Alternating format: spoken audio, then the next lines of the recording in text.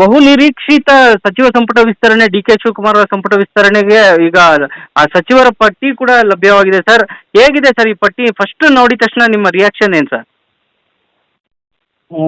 ಅಂದ್ರೆ ಏನು ಈ ಹಿಂದೆ ಈಗ ಕಳೆದ ಒಂದು 8-10 ದಿವಸಗಳಿಂದ ಏನು ಬೇರೆ ಬೇರೆ ರೀತಿಯ ಲೆಕ್ಕಾಚಾರಗಳು ನಡೀತಾ ಇತ್ತು. ಒಂದು ರೀತಿಯಲ್ಲಿ ಕೆಲವು ಅಚ್ಚರಿ ಹೆಸರುಗಳನ್ನು ಪಟ್ಟಿಗೆ ಸೇರ್ಕೊಂಡಿದೆ. ಆದರೆ ಅದಕ್ಕಿಂತ ಪ್ರಮುಖವಾಗಿ ಉಲ್ಲೇಖ ಮಾಡಬೇಕು ಅಂತ ಹೇಳಿದ್ರೆ, ಕಳೆದ ಸಿದ್ದರಾಮಯ್ಯ ಸಂಪುಟದಲ್ಲಿ ಮಂತ್ರಿಗಳಾಗಿದ್ದ 11 ಮಂದಿನ ಈ ಸರಿ ಕೈ ಬಿಟ್ಟಿದ್ದಾರೆ ಈಗ ಎರಡನೇ ಲಿಸ್ಟ್ನಲ್ಲಿ. ಒಂದು ರೀತಿಯಲ್ಲಿ ಹೊಸ ಮುಖಗಳಿಗೆ ಆದ್ಯತೆ ಸಿಕ್ಕಿದೆ. ಅದರಲ್ಲೂ ಹೊಸ ಮುಖಗಳಲ್ಲಿ ಕೆಲವು ನಿರೀಕ್ಷಿತ ಹೆಸರುಗಳಿತ್ತು. ಇವನ್ ಶರತ್ ಬಚ್ಚಗೌಡ ಮಂತ್ರಿ ಆಗೇ ಬಿಟ್ರು ಅಂತ ಹೇಳ್ತಾ ಇದ್ರು. ಎನ್.ಎ. ಹ್ಯಾರಿಸ್ ಅವರ ಹೆಸರಿತ್ತು. ಸುಮಾರು ಆ ರೀತಿ ಹೆಸರುಗಳು ಕಾಣ್ತಾ ಇಲ್ಲ. ಆದ್ರೆ ಕಳೆದ ಸಂಪುಟದಲ್ಲಿ ಯಾರು ಸ್ವಲ್ಪ ಆಕ್ಟಿವ್ ಆಗಿ ಕೆಲಸ ಮಾಡ್ತಾ ಇದ್ರು ಅಂತವ್ರ ಹೆಸರುಗಳು ಎರಡನೇ ಲಿಸ್ಟ್ ನಲ್ಲಿ ಇನ್ಕ್ಲೂಡ್ ಆಗಿದೆ. ಹೊಸದಾಗಿ ಬಂದಿರುವಂತಹ ಹೆಸರುಗಳಲ್ಲಿ ನಮ್ಮ ಹಾಸನದ ಶಿವಲಿಂಗೇಗೌಡರು ಇರ್ಬೋದು, ಮಾಗಡಿ ಬಾಲಕೃಷ್ಣ ಅವರು ಇರ್ಬೋದು, ಅಥವಾ ದಾವಣಗೆರೆ ಬಸವಂತಪ್ಪ ಇರ್ಬೋದು, ಮತ್ತೆ ಚಿಕ್ಕಮಗಳೂರಿನ ಗಾಯತ್ರಿ ಶಾಂತೇಗೌಡ ಅಚ್ಚರಿ ನೇಮ. ಯಾಕಂತಂದ್ರೆ ಮೊನ್ನೆ ಅಷ್ಟೇ ಅವರು ಒಂದು ಕೋರ್ಟ್ ಮುಖಾಂತರ ಚುನಾವಣೆ ಗೆದ್ದಿದ್ರು, ಅವರಿಗೆ ಮಂತ್ರಿ ಸ್ಥಾನ ಕಲ್ಪಿಸಿಕೊಟ್ಟಿದ್ದಾರೆ. ವಿಜಯಾನಂದ ಕಾಶಪ್ಪನ್ ಅವರು ಇರ್ಬೋದು, ಲಕ್ಷ್ಮಣ ಸವದಿ ಅವರು ಸೀನಿಯರ್ ಇರ್ಬೋದು, ನರೇಂದ್ರ ಸ್ವಾಮಿ, ಶಿವರಾಜ್ ತಂಗಡಗಿ, ಈ ರೀತಿಯಲ್ಲಿ ಮತ್ತೆ ರುದ್ರಪ್ಪ ಕಳೆದ ಅಸೆಂಬ್ಲಿ ಉಪಾಧ್ಯಕ್ಷರಂತ ರುದ್ರಪ್ಪ ಲಮಾಣಿ ಅವರಿಗೆ ಒಂದು ರೀತಿಯಲ್ಲಿ ಈ ಎರಡನೇ ಹಂತದಲ್ಲಿ ಏನು 20 ಮಂದಿ ಮಂತ್ರಿಗಳ ಪಟ್ಟಿನ ಪ್ರಕಟ ಮಾಡಿದರೆ ಸ್ಪಷ್ಟವಾಗಿ ಅಹಿಂದ ಚಾಪು ಎದ್ದು ಕಾಣ್ತಾ ಇದೆ ಕೃಷ್ಣ ಅವರಿಗೆ. ಸರ್, ಇವತ್ತು ಸಿದ್ದರಾಮಯ್ಯನವ್ರ ಬರ್ತ್ಡೇ ಅಂತೇಳಿ ಏನಾದ್ರು ಗಿಫ್ಟ್ ಕೊಡ್ಬೇಕಂತ ಅವ್ರ ಬೆಂಬಲಿಗರನ್ನ ಜಾಸ್ತಿ ಸೇರ್ಸಿದಾರ ಸರ್? ಇಲ್ಲ, ಆ ತರ ಲೆಕ್ಕಾಚಾರ ಮಾಡ್ಲಿಕ್ಕೆ ಆಗಲ್ಲ. ಆದ್ರೆ ಅವ್ರದ್ದು ಪ್ರಭಾವ ಕಾಣ್ತಾ ಇದೆ ಎರಡನೇ ಲಿಸ್ಟ್ ನಲ್ಲಿ. ಯಾರು ಸ್ವಲ್ಪ ಅವರು ಯಾರಿಗೆ ಮಂತ್ರಿಗಿರಿ ಕೊಡಿಸ್ಬೇಕು ಅಂತ ಹೇಳಿ ಪ್ರಯತ್ನ ಮಾಡಿದ್ರು, ಬರ್ಬೇಕಂತವರಲ್ಲಿ ಈಗ ರಾಯರೆಡ್ಡಿ ಪರವಾಗಿ ಅವರು ಲಾಬಿ ಮಾಡಿದ್ರು ಅವ್ರು ಬರ್ಬೇಕು ಅನ್ನೋದು. ಕೆಲವು ಹೆಸರುಗಳು ಸಿದ್ದರಾಮಯ್ಯ ಅವರ ಕ್ಯಾಬಿನೆಟ್ ಇದ್ದಂಥವ್ರು ಇನ್ಕ್ಲೂಡ್ ಆಗಿದ್ದಾರೆ. ಶಿವರಾಜ್ ತಂಗಡಗಿ ಇರ್ಬೋದು, ನರೇಂದ್ರ ಸ್ವಾಮಿ ಇರ್ಬೋದು, ರಘುಮೂರ್ತಿ ಇರ್ಬೋದು, ಇಂಥವ್ರ ಹೆಸರುಗಳೆಲ್ಲವೂ ಎಲ್ಲ ಒಂದ್ ಕಡೆಗೆ ಹಿಂದುಳಿದ ವರ್ಗ ಮತ್ತೆ ಪರಿಶಿಷ್ಟ ಜಾತಿ ಮತ್ತೆ ಏನು OBC ಈ ಮೂರನ್ನು ಕಾಂಬಿನೇಷನ್ ಖಂಡಿತವಾಗಿ ಈ ಎರಡನೇ ಕ್ಯಾಬಿನೆಟ್ ಎಕ್ಸ್ಟೆನ್ಷನ್ ಅಲ್ಲಿ ಕಾಣ್ತಾ ಇದೆ ಕೃಷ್ಣ ನಮ್ಗೆ.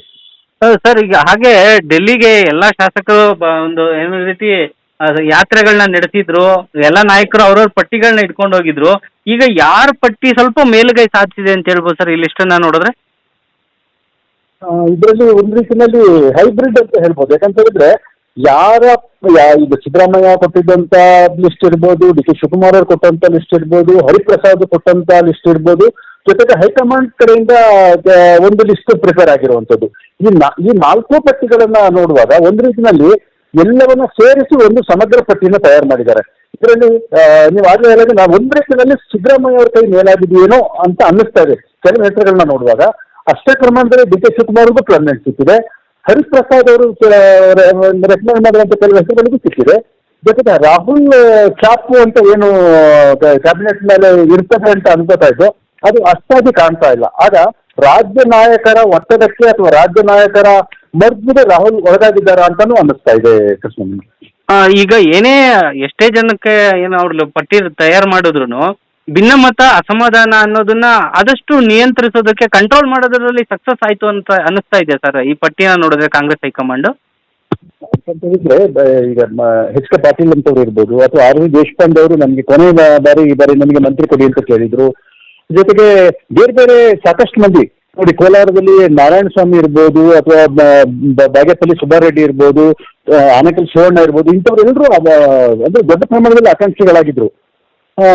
ಪಟ್ಟಿ ಪ್ರಕಟ ಆದ ಬೆನ್ನಲ್ಲೇ ಸಾಕಷ್ಟು ಅಸಮಾಧಾನಗಳು ಬದಿಲೇಳುವಂತ ಸಾಧ್ಯತೆಗಳು ದಟ್ಟವಾಗಿದ್ದಾವೆ.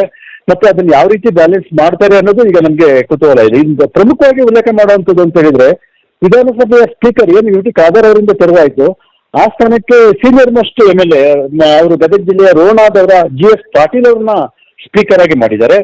ಡೆಪ್ಯೂಟಿ ಸ್ಪೀಕರ್ಗೆ ಮತ್ತೊಬ್ಬರು ಸಚಿವಾಕಾಂಕ್ಷಿಯಾದಂಥ ಕೊಡಗಿನ AS ಪೊನ್ನಣ್ಣ ಅವ್ರನ್ನ ಡೆಪ್ಯೂಟಿ ಸ್ಪೀಕರ್ ಮಾಡಿದ್ದಾರೆ. ಹಾಗೆ ವಿಧಾನ ಪರಿಷತ್ತಿಗೆ ಬಸವರಾಜ ಹೊರಟ್ಟಿ ಅವರ ಜಾಗಕ್ಕೆ ಸಲೀಂ ಅಹಮದ್ ಅವ್ರನ್ನ ಮಾಡಿದ್ದಾರೆ. ಅವರು ಪರಿಷತ್ನಲ್ಲಿ ಸುಮಾರು ವರ್ಷಗಳ ಕಾಲ ಕೆಲಸ ಮಾಡಿರುವಂತವ್ರು. ಹಾಗೆ ಡೆಪ್ಯೂಟಿ ಸ್ಪೀಕರ್ ಸ್ಥಾನಕ್ಕೆ ಉಮಾಶ್ರೀ ಅವ್ರನ್ನ ನೇಮಕ ಮಾಡಿದ್ದಾರೆ. ಅಂದ್ರೆ ಒಂದ್ ರೀತಿಯಲ್ಲಿ ಎಲ್ಲವನ್ನ ಹಿಂದ ಅಂತ ಏನು ಹೇಳ್ತೀವಿ, ಈ ಮೂರನ್ನು ಬ್ಯಾಲೆನ್ಸ್ ಮಾಡುವಂತ ಪ್ರಯತ್ನ. ಈ ಕಡೆ ಮೇಲ್ವರ್ಗದವ್ರನ್ನು ಕಡೆಗಣಿಸಿಲ್ಲ, ಆದ್ರೆ ಬ್ರಾಹ್ಮಣ ಸಮುದಾಯ ಎಲ್ಲ ಒಂದ್ ಕಡೆ ಸ್ವಲ್ಪ ಟಾರ್ಗೆಟ್ ಆಗಿದೆ ಅಂತ ಅನ್ನಿಸ್ತಾ ಇದೆ. ಯಾಕಂತ ಹೇಳಿದ್ರೆ ಆರ್ ವಿ ದೇಶಪಾಂಡೆ ಅಥವಾ ದಿನೇಶ್ ಗುಂಡೂರಾವ್ ಅವರು ಅವಕಾಶ ಸಿಗಬಹುದು ಇಬ್ಬರಿಗೆ ಒಬ್ಬರಲ್ಲಿ ಅಂತ ಹೇಳ್ತಾ ಇದ್ದು, ಅದು ಆಗಿಲ್ಲ. ಉಳಿದಂತೆ ಸಿದ್ದರಾಮಯ್ಯ ಸಂಪುಟದಿಂದ ಬೋಸರಾಜ್ ಅವರು ಇರ್ಬೋದು, ಮಲ್ಲಿಕಾರ್ಜುನ್ ಇರ್ಬೋದು, ಶರಣಬಸಪ್ಪ ದರ್ಶನಪ್ಪರು ಇರ್ಬೋದು, ಎಚ್ ಸಿ ಮಹದೇವಪ್ಪ ಅವರು ಇರ್ಬೋದು, ನಮ್ಮ ಕೆ ವೆಂಕಟೇಶ್ ಅವರು ಇರ್ಬೋದು, ಬಹುತೇಕ ಹೆಸರುಗಳು ಈ ಸರಿ ಡ್ರಾಪ್ ಆಗಿದ್ದಾವೆ. ಎಸ್ ತಿಮ್ಮಾಪುರ ಅಂತವರು ಇಂಥವೆಲ್ಲರ ಹೆಸರನ್ನ ಡ್ರಾಪ್ ಮಾಡಿದ್ದಾರೆ. ಒಟ್ಟಾರೆ ಒಂದು ರೀತಿಯಲ್ಲಿ ಭವಿಷ್ಯದ ಚುನಾವಣೆ ಮತ್ತು ಸಂಘಟನೆ ಈ ಎಲ್ಲವನ್ನು ಪರಿಗಣಿಸಿ ಮಾಡಿದ್ರು ಅಸಮಾಧಾನ ಅಥವಾ ಅತೃಪ್ತಿನ ತಣಿಸುವಂತ ಪ್ರಯತ್ನವೂ ಆಗ್ಬೇಕಾಗಿದೆ. ಅಸಮಾಧಾನ ಬುಡಿದೇಳುವಂತ ಸಾಧ್ಯತೆಗಳು ದಟ್ಟವಾಗಿದ್ದಾವೆ ಕೃಷ್ಣ.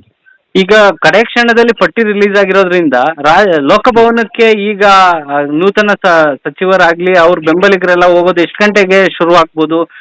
ಅವರ ಒಂದು ಯಾತ್ರೆ ಸೆಲೆಬ್ರೇಷನ್ಸ್ ಎಲ್ಲ ಹೇಗಿದೆ ಈಗ? ಅಲ್ಲ, ಈಗಾಗಲೇ ಯಾಕಂದ್ರೆ ನಿನ್ನೆನೆ ಹೇಳಿದ್ರು ನಾಳೆ ಸಂಜೆ ಪ್ರಮಾಣ ವಚನಕ್ಕೆ ಅವಕಾಶ ಮಾಡಿಕೊಡಿ ಅಂತ. ಈಗ ಒಂದು ರೀತಿಯಲ್ಲಿ ಅನೌಪಚಾರಿಕವಾಗಿ ಲೋಕಭವನದಲ್ಲಿ ಎಲ್ಲ ರೀತಿಯ ವ್ಯವಸ್ಥೆಗಳನ್ನ ತಯಾರಿ ಮಾಡ್ಕೊಳ್ಳಲಾಗಿದೆ.